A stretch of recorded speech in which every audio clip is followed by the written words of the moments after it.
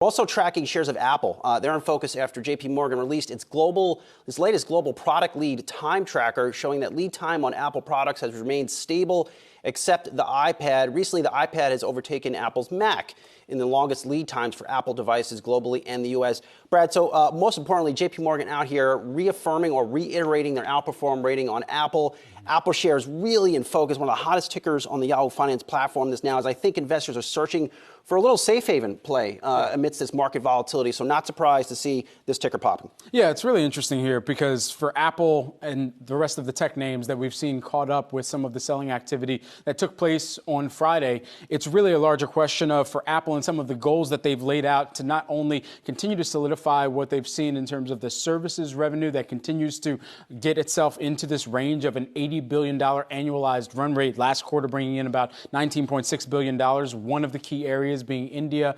Also, on the production side, they're going to want to be able to have that install base grow out in those regions, and this all comes back to production. And that's why this is so important in what Goldman Sachs is pointing out in this global product lead time tracker. And for the Mac and the iPad, trade places and lead times that they're seeing moderating to 5 days versus 15 days in their prior update that they put out. Yeah, and in addition to JPMorgan, friend of the show, Dan Ives, also out with a good note on Apple this morning, previewing their upcoming launch of what may be the iPhone 14, noting we may have to pay another $100 for this new iPhone. Another $100. This is turning into, almost 2.5 car payments for some people. I mean, this is turning out to be a very expensive purchase. So outside of Apple, in addition to this, we're also tracking some data on Apple as we go into September. And it has been pretty, despite the company usually in September launching some of these snazzy, fancy devices.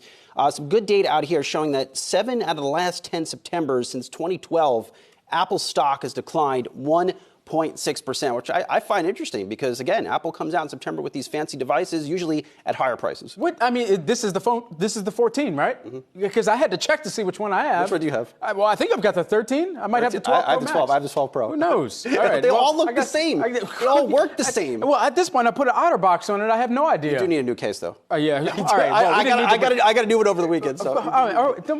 You're just happy you got a new one. I am. Why didn't you pick up two? It matches my suit. That's why I got it. Oh, that is swaggy. Yeah. All right. Navy blue. But the iPhone 13 lineup, this is what they were talking about in the most recent earnings call, talking about the extraordinary camera quality, features like cinematic mode, macro photography, create eye-catching content, all of the things that they want to say to continue to sell and move more of these devices where I probably use maybe 10 to 15% of what this thing can actually do. So how are you going to sell the person who feels like they don't need to upgrade on getting that upgrade? You're taking the phone out of the case. I feel bad that I called you on your phone here. I mean, this is not going to fit. Oh, it's not going to fit. I tried. All right, give my case back. Size. Sorry.